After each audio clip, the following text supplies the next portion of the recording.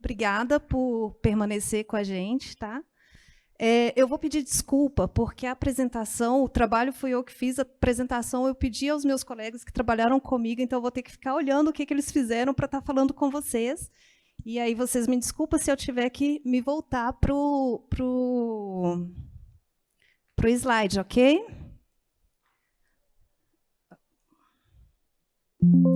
Bom, o nosso trabalho, o professor acabou de falar, é o desafio do novo marco regulatório para a elaboração do plano de saneamento básico sob a ótica dos resíduos sólidos. O meu nome é Ravena e os coautores são a Joyce, Verônica, Selma e o Igor. Nós somos do Instituto Federal de Minas Gerais, no campus de Bambuí. Agora eu preciso aprender a trocar isso aqui. Ok, obrigada. Bom, a Política Nacional dos Resíduos Sólidos ela tem enfrentado alguns desafios diante das nossas pesquisas, que é a elaboração em estabelecer o plano de gestão de resíduos sólidos. Tá? Isso, a nossa pesquisa está baseada mas isso, em Minas Gerais, mas isso é em todo o Brasil, essa dificuldade da política nacional de resíduos sólidos. A gente sabe que, desde muito tempo, a Constituição ela já fala que os resíduos sólidos ela é de responsabilidade dos municípios. Então, tem leis que vêm batendo nessa tecla sempre que os resíduos sólidos eles são do município e a gestão dos mesmos é de responsabilidade dos municípios. E aí, os municípios eles têm que fazer isso, como em algumas leis, em alguns planos, plano nacional, plano estadual, ela cita que os municípios ela têm que trazer novas tecnologias, e aí a gente trouxe, né, a questão da geração de energia para trazer independência energética para o município, que seria uma coisa boa para estar trazendo geração de receita.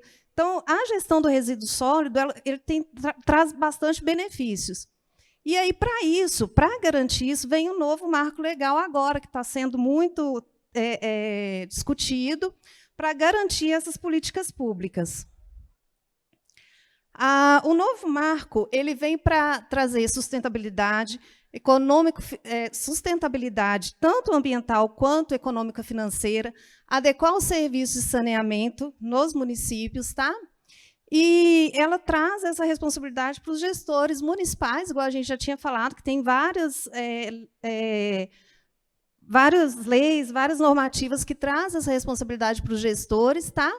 E aí veio o Plano Nacional de Saneamento Básico, com a Lei 14.026, para trazer essa responsabilidade, e os gestores têm a responsabilidade de fazer esse plano, tá? E o objetivo da nossa pesquisa, apesar da gente ter explanado bastante aqui, foi analisar os desafios do novo marco, tá? O cumprimento do plano, sob a visão desse marco, e verificar a cobertura de execução do serviço público. Tá? O local foi Minas Gerais, que a gente pesquisou, mas a gente está fazendo essa pesquisa no Brasil, mas a gente trouxe aqui só em Minas Gerais. Tá bom?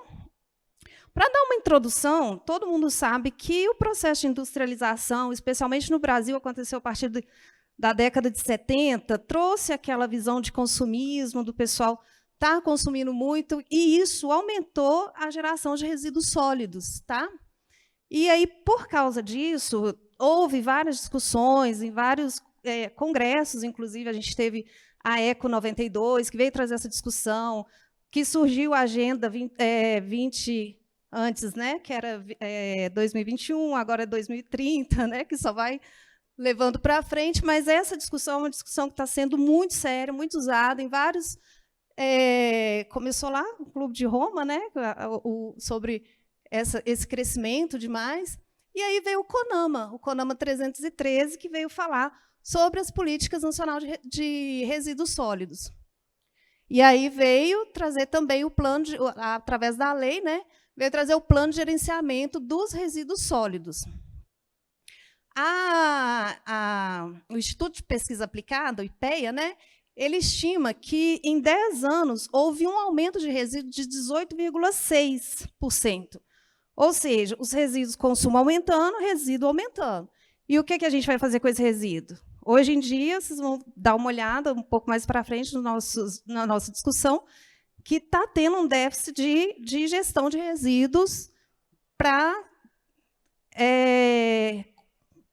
erradicar de vez, né? E aí vem a Política Nacional de Resíduos Sólidos, que previa, e a gente fala de novo sobre o que aconteceu, mas não aconteceu, né?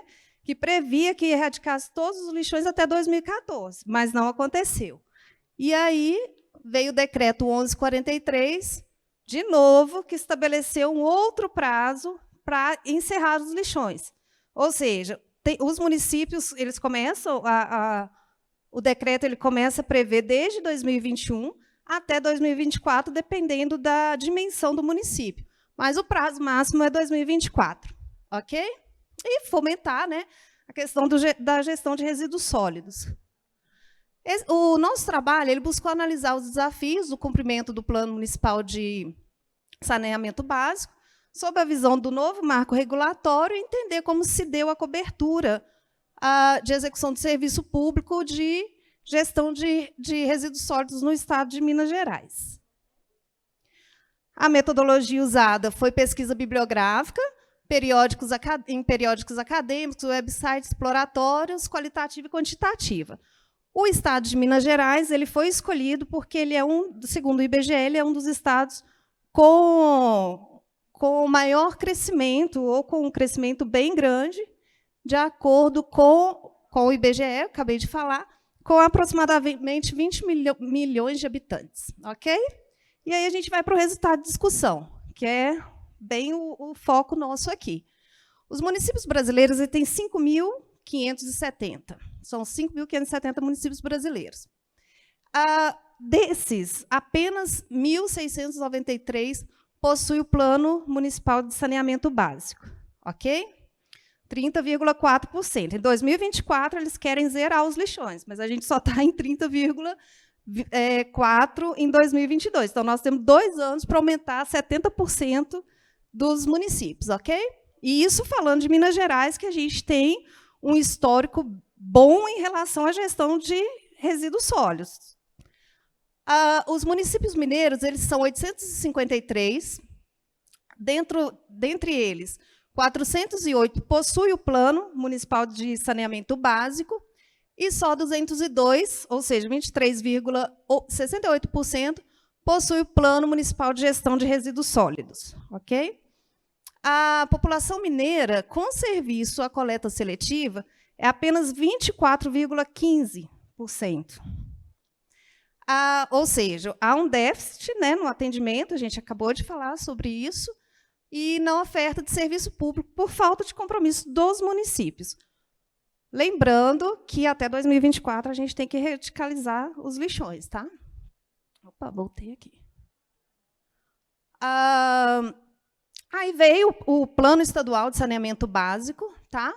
E o Plano Estadual de Resíduos Sólidos, ele veio para sanar esses problemas e firmar ações de verdade que reduzam os danos e atenda às demandas da população, ok?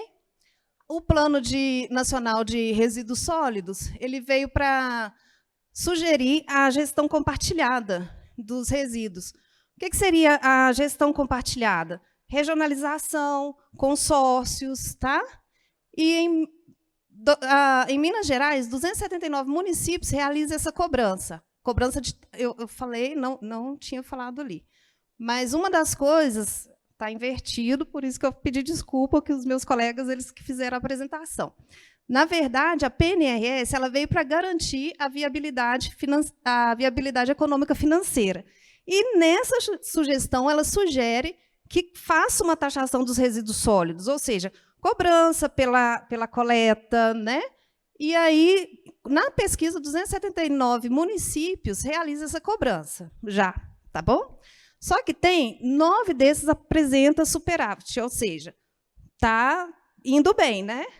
5 estão em equilíbrio, só 5 dos 279. E os demais déficit financeiro. Ou seja, não está valendo a pena, mesmo com a taxação. Ok? Daí, dos 5.570 municípios brasileiros, 30,23 enviaram dados sobre taxação para a ANA. O resto não enviou. E uma consideração interessante é que Minas Gerais foi a que mais enviou. Tá? Minas Gerais teve uma representatividade nessa pesquisa bem bacana. Esses dados estão no site da ANA, muito fácil de pesquisar. Minas Gerais ela possuía 32 consórcios, né? Só que eles não atendiam os critérios exigidos pela política. E daí 23 atenderam e agora 23 estão definidos pelo Estado como aptos a atender os municípios. Tá? 406 municípios eles integravam esses consórcios públicos, só que só 176 adotam a disposição final de resíduos sólidos regularizadas. Ou seja, os 406 municípios que integravam, eles não atendiam os critérios. Ok? Os municípios não consorciados, eles agruparam alguns consórcios. Percebam que os consórcios, o número de consórcios são pequenos. Então, foram criados regionais no município do estado de Minas Gerais, e aí, dentro dessa regionalização, foi criado 39 unidades regional de gestão de resíduos sólidos. Ok? Isso ficou claro? Eu deixo... O objetivo das unidades de regionalização é a universalização do serviço, para conseguir mesmo contemplar todo o Estado e atender, né, de forma eficaz a população. E o plano. Os critérios para a formação das unidades de regionalização é população mínima de 300 mil habitantes, possuir área de disposição de resíduos e ter união entre os municípios. Existem outros critérios, mas esse foi o que a gente colocou ali.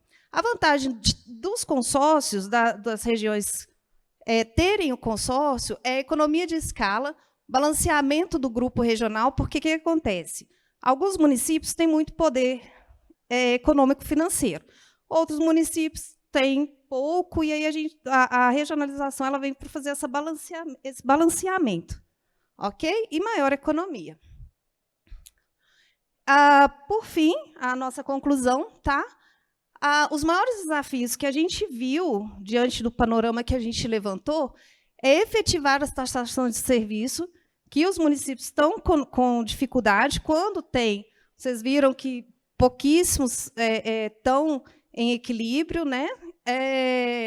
Administrar as receitas, por isso que muitos estão abaixo da linha de lucro, vamos falar assim, e a adesão dos municípios, porque também nem todos os municípios eles são adeptos a fazer um plano, fazer uma gestão de resíduos sólidos. Tá? A viabilidade econômica, que pela taxação vai ter que fazer um estudo ainda, adequar a gestão dos resíduos à política pública. A nossa sugestão foi elaborar o plano municipal, que é o primeiro passo, tá, de saneamento básico, e o plano de gestão de resíduos sólidos, criar metas e indicadores para não acontecer o que aconteceu naqueles municípios que eu mostrei para vocês, e monitoramento do serviço. Prever novos planos municipais, novas tecnologias, para reduzir os impactos dos resíduos. Uma das sugestões, já que a gente está num congresso de geração distribuída, é a cogeração de energia. Ok? Essas foram as nossas referências. Vou passar rapidinho. Muito obrigada pela atenção. E não está mais, tiraram. Meus contatos estão ali. Muito obrigada.